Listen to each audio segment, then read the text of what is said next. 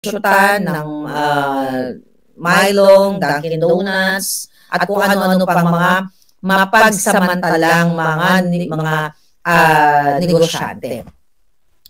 So ngayon, mga kababayan, ipakita natin yung support natin kay PRD, gawin natin viral kasi, sooner or later, makikita niya ang inyong pagmamahal sa kanya ng freely. Ibig sabihin, nawala na siya doon sa loob ng kanyang room or detention or, kung ano man ang tawag doon sa kanyang kinalalagyan ngayon. Pero na-update naman kayo ng ating Vice President na he's fine. At okay naman yung kanyang kondisyon. Pero syempre, mas maganda kung makakalaya na siya sa illegal na pagdukot ng buwakan ng inang gobyernong adiktus, Marcos Jr., Liza Tanas, yung mga kasabwat nila sa NBI, PNP, lahat ng mga putang ng mga yan ang mga hinayupak na yan, dapat managot sa bayan. Kasi recently, dito sa hearing ni Mangga, ni Amy Marcos, na minsan, first quarter of the year, na nangako sa amin na siya daw po ay magsasalita na at sasabihin niya sa kanyang kapatid na ading, kailangan mo na magpahinga kasi addictus ka. Puro paasa. Diba? Tanong natin niya kay Darrell, no? Sa kanyang assistant. Okay. Kung ano na ba ang mga paasa ni Amy Marcos. Ang tagal na. But anyway, huwag na kayo magtiwala dyan. Kahit na nag-conduct siya ng preliminary, ng hearing during, I think, few days ago, at nakita natin kung gaano kasinungaling talaga at nag-connive sa mga jutang ginimes, doon ay pinatunayan sa hearing na yun na wala naman talagang red notice, kundi diffusion notice lang na unverified. Inamin mismo doon sa hearing na yun, mga kababayan, na talagang kitang-kita na warrantless arrest ang ginawa ng gobyerno ni Bangag, ginawa ni Torre, kaya dapat managot yung putang ng ilang uling na yan. Uling ang budhi, uling ang lahat, kadiliman. Okay? So dapat managot sila dahil ipinakita doon, in-explain na ng mga magagaling na abogado na ang warrantless arrest, ito'y pwede mo lang gawin sa taong akto mo nakita na gumawa ng krimen o right after ng krimen on the spot. Pwede mong arestuhin ang isang tao. But sa case ni Pangulong Duterte, wala po siyang ginawang krimen on that day, on that moment, or after that moment, nung siya ay pabalik ng Pilipinas mula sa Hong Kong na hindi magkamayaw ang ating mga OFW na siya ay tagilikin, suportahan, pasalamatan, mahalin. Ito ang wala ang bangag na adik na si Marcos Jr. Alright. Alam na naman niyo lahat na talagang ipinakita ng bangag na gobyerno ang kanilang paglabag sa batas, karapatan ng pantao, karapatan na magkaroon ng pagdinig dyan sa ating sariling korte sa Pilipinas bago endorso ang isang tao katulad ng former President Pangulong Duterte. Ito po talaga ay malinaw na kidnapping o pagdukot o pag-abuso, name it. Ano pa ba ang pwede nating ibato dito or ipaalam sa ating mga kababayan. So kaya ngayong araw na ito, bilang ganti natin o pagtanaw ng pag-alala, lalo na yung mga palangga natin, not only OFW kayo dyan sa Pilipinas na may mga kaibigan, kapatid na nagtatrabaho sa ibang bansa, na binigyan tayo ng kaalwanan at pinatigil ni Pangulong Duterte ang mga kawatan dyan sa airport. Ngayon, mga palangga, dahil talong-talo na sila sa social media, talong-talo, even ang mga prostitute, even yung mga journalist na hindi na-apply ang kanilang natututunan o natututunan sa eskwelahan o kung saan pa man nila natutunan, baka sa mga smuggler na katulad ni Lisa Satanas nila natututunan o kidnapper katulad ni Bangag natututunan ang mag-twist ng mga balita.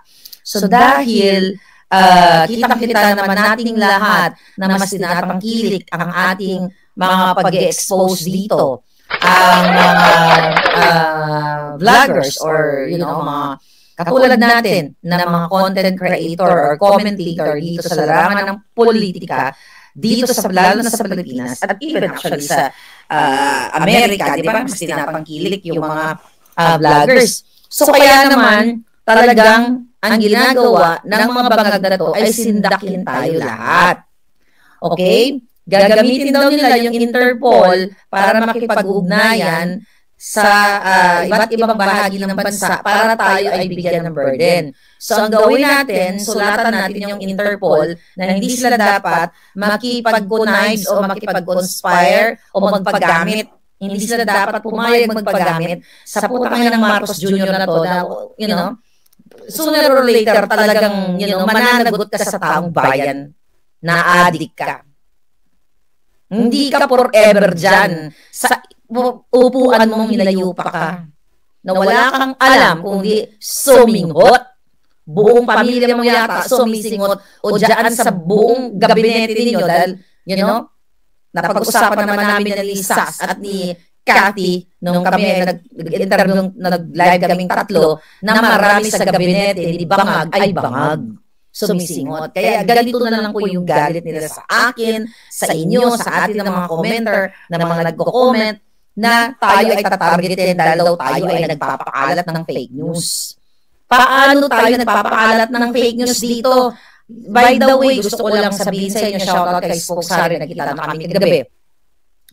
Yung authentication na galing sa California, na ang video na pinakita ko ay authenticated, ay ipinorward ni Attorney Harry Roque dito sa Netherlands.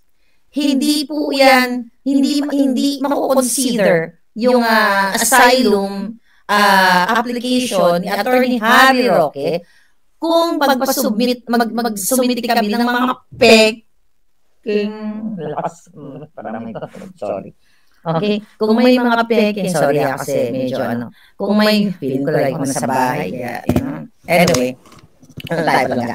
So, kung mayroong mga peking dokumento, tandaan niyo, mga kababayan, binitbit ko po yung authentication hard copy na galing sa California, binigay ko kay Harry para gamitin niya sa kanyang asylum visa or asylum application.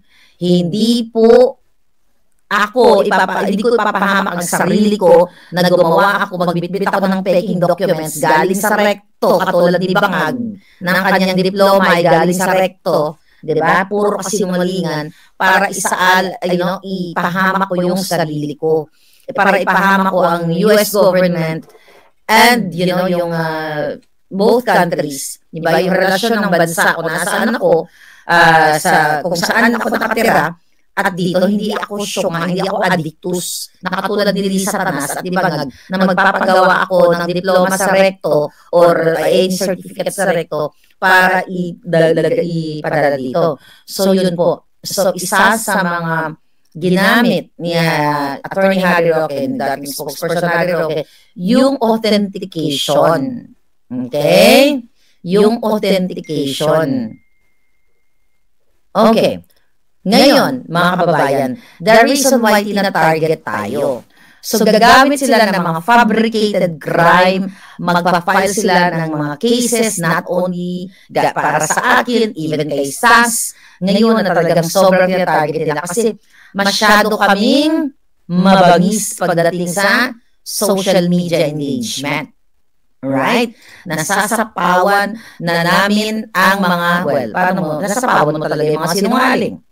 Even yung undersecretary na tahol ng tahol, hoy, huwag kang gagamit-gamit ng Claire dahil hindi ka Claire. Clarissa ka. Okay? Yung undersecretary po na nagpapanggap sinungaling, Gagamitin mo pa yung pangalan ko. Ako, sa birth certificate ko, Claire talaga ako. C-L-A-I-R-E. Ikaw, nabuha ka ng ina ka, Clarissa ka. Hindi ka Claire. Doon pa lang fake news ka na. Diba? O palayaw mo yan, I don't care. Pero hindi ka Claire. Isa kang Clarissang uto-uto at nagpapagamit kay bangag. Yan, mga kabayan, asalin nyo yan. Kamo hindi ka Claire, hindi bagay sa'yo ang pangalang Claire. Pang may dignidad lang yun. Okay? But in fairness, sa mga Clarissa kong palangga, exempted kayo, di ba? Ikaw ay Claring. Okay? Well, lola ko Claring. Ang lola ko actually Clarita, but not Clarissa. Okay? Ang sa akin lang, huwag ka magpanggap kasi napareho tayo ng pangalan. Right? Hindi ka Claire.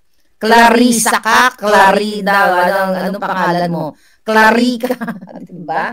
Peter kang jutang na kang abugagang walang alam. Wala kang alam, Clarissa Castro. Ang alam mo lang, umatake sa mga Duterte dahil bayad ka para umatake. Okay? Yan ang katotohanan. Clarissa, lumulobo ka na sa paglamon mo dyan sa Malacanang. Diba? Siyempre, lumalamon kayo dyan. Pera ng bayan, lumulobo ka na. Sana magpalobo ka pa. Para one day, mag-pop ka. Diba? Parang lobo lang. Diba?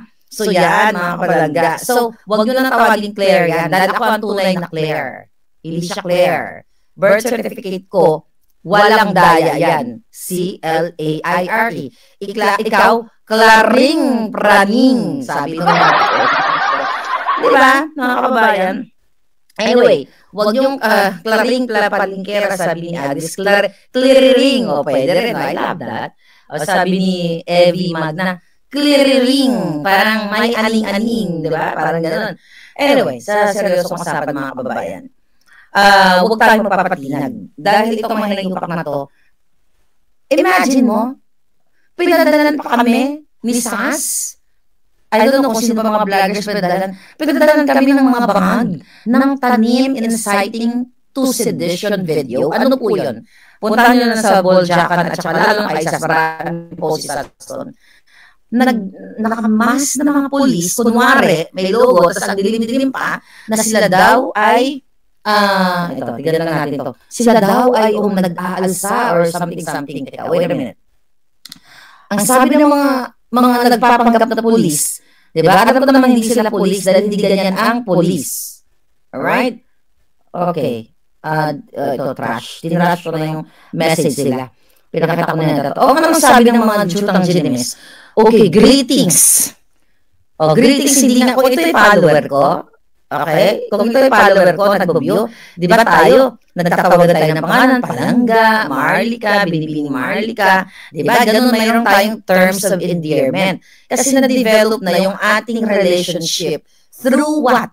Pareho tayong fight para sa bayan. So, di ba, pag nag-message ka sa tao, i-address mo yung pangalan. So, ito, alarming kayo na nabasa ito, greetings. We are forwarding this message in behalf of all the uniformed personnel, katipunan ng pulisya. Anong kaputang katipunan ng pulisya?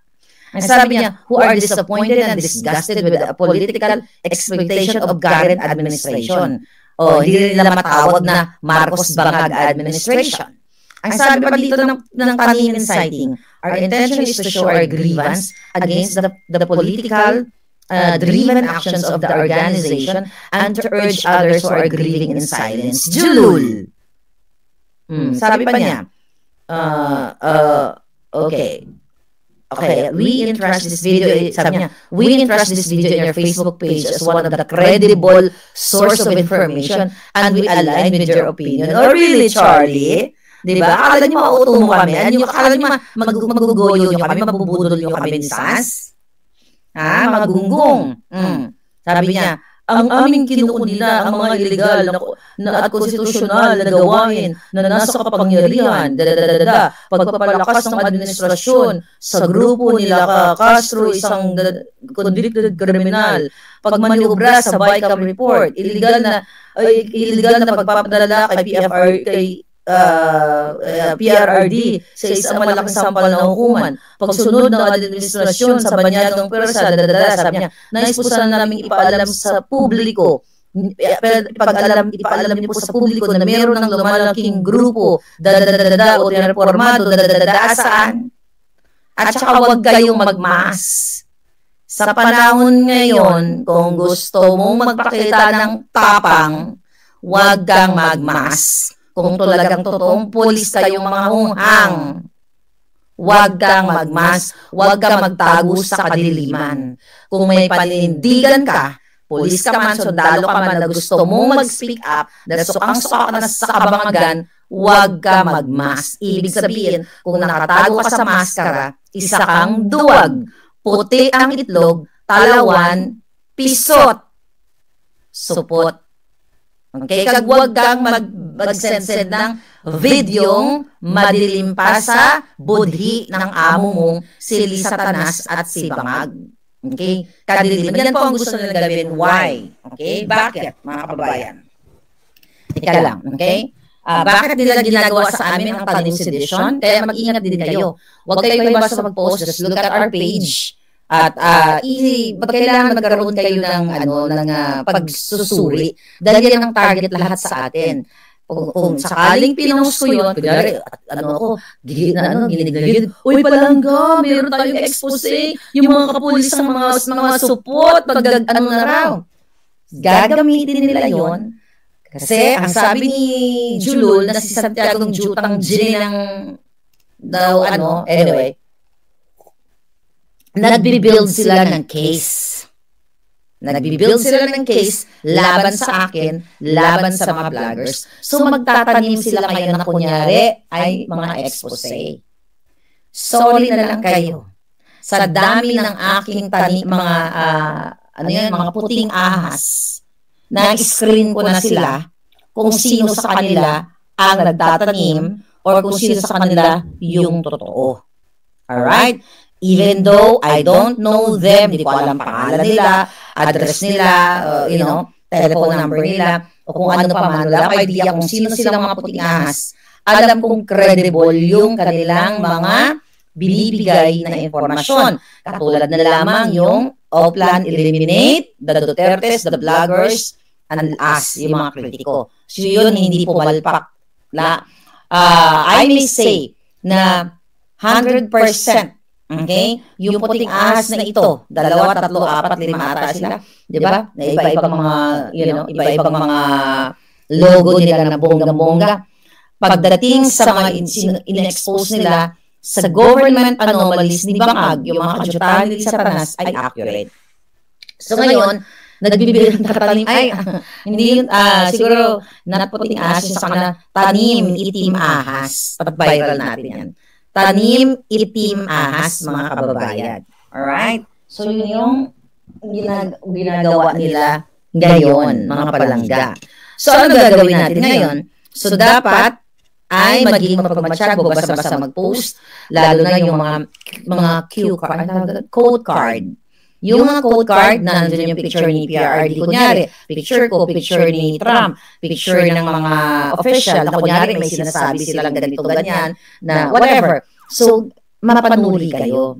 Sayang po yung digital age natin kung basta-basta tayo magpo-post. So, Google natin, let's say for example, mag-post sila, sabi ni Trump, na ganito, ganyan. So, mag-search kayo sa mga legitimate news outlet, katulad ng Fox News, okay, or Newsmax, di ba, dito sa Amerika yun. Kapag tungkol sa kay Trump, ang mga sinasabi doon sa Q card. Anyway, ano pa mga palangga, mga babasahin natin.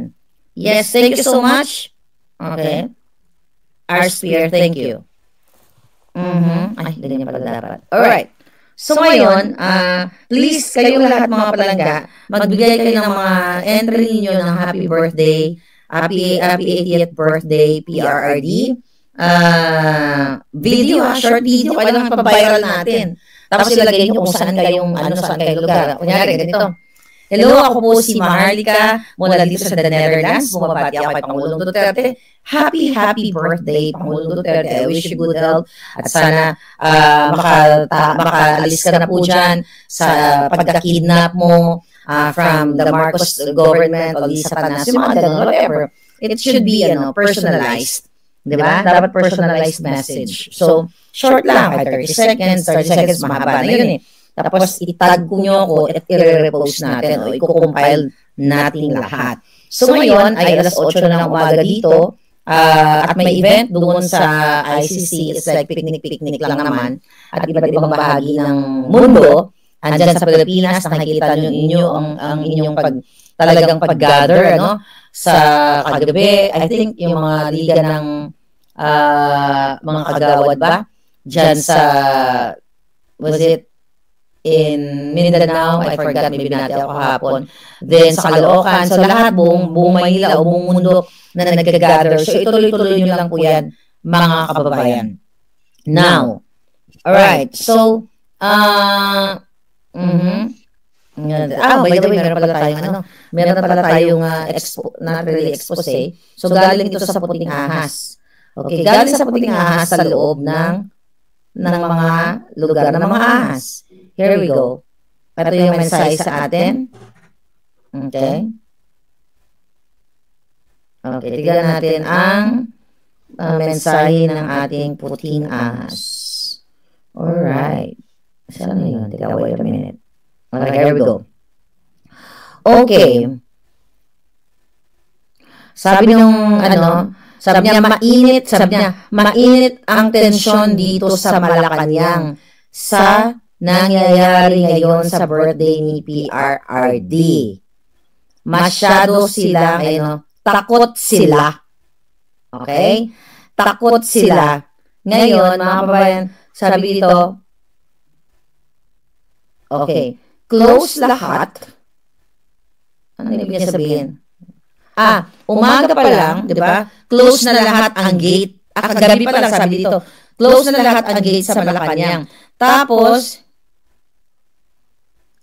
oh my God. So, bawal na ang bawal gabi pa lang daw naka-alerto na sila. So, sarado na yung gate ng Malacanang. At lahat dito, kami ay talagang binabantayan. Bawal mag-messenger, lahat. Tapos may access sila sa Facebook. Pero matagal ko na itong sinabi sa inyo eh. Naalala niyo yung expose ko? Na yung mga nagtatrabaho sa loob ng Malacanang, yung mga staff, yung Facebook nila naka-open doon sa mga computer na ginagamit nila. May access ang gobyerno ng Bangag. Okay? So ngayon, alarma daw sila dito sa March 28, birthday ng Pangulong Duterte. Kaya naman, kagabi pa lang, asarado na naka-alerto na yung mga walang hiya. Takot sila, di ba? Sa kanilang sariling multo. Pero, mga kababayan, natin. So, ano daw? Happy birthday. Okay. Takot sila sa people power, sabi ni Gino. Yes, totoo yun. So talaga nakikita kasi nila buong mundo gumagalaw ang mga Pilipino. By the way, so ang nangyayari ngayon ay talagang controlled. Controlled yung mga tao sa loob, yung mga nagtatrabaho sa gobyerno. Pinagbabawalan sila, tinatakot sila. Even yung mga kapulisan, di ba? Even yung mga kasundaluhan na yan, takot. Mga walang bayag. Takot silang ipaglaban ang katotohanan. Takot sila ipaglaban ng Pilipino sa isang adik na presidente. Mga baka ng ina nyo? Adik yung presidente nyo, nakatulog-tulog pa rin kayo. Ayaw yung manindigan. Diba? Sabihin sa taong bayan na kami ay suka na sa adik naming presidente. Adik ka, Marcos Jr. Yung iwi mo umaabot na hanggang langit. Tignan mo, recently doon sa may lumalabas sa Reels ba yun o TikTok, talon-talon si Bangag, nagtatantrum. Okay, nagtalon-talon, di ba, doon sa kanilang sort. Di ba talon-talon? Hay na hay ka ba? Di ba, parang tanga? Nagtalon-talon siya doon daw gago. Marcos, Ferdinand Marcos Jr. na lumaki, bawat tibla ng dugo mo, lumangon ka sa pagnanakaw sa kaban ng bayan, 10 ng pamilya mo, at mga anak mo, at yung asawa mo na kinabang, ngayon sa pagnanakaw sa kaban ng bayan, sisingilin kayo ng tao. Itagal nyo dyan, okay, sa mga ngiwit nyong pagmumukha, na darating ang panahon, sisingilin kayo ng taong bayan. At kayong mga kapulisan, na mga kasundaluhan, na nag-message dito, pero I know, fake yun, na mga inciting video, di ba, asa pa kayo. Hindi nyo kami mabubudol. Dahil yung mga nagsend na yan, bataan ni Satanas yan. Kayong mga supot, magpakasupot na lang kayo. At pinagdarasal ko na darating ang panahon, maramdaman nyo mismo ang hagupit ng pagkabangag ni Marcos Jr. Abang sakaling magising kayo. Nakikita ninyo, martial law na, undeclared martial law. Anong gusto ngayon ninyo? Anong gusto ngayon nila gawin?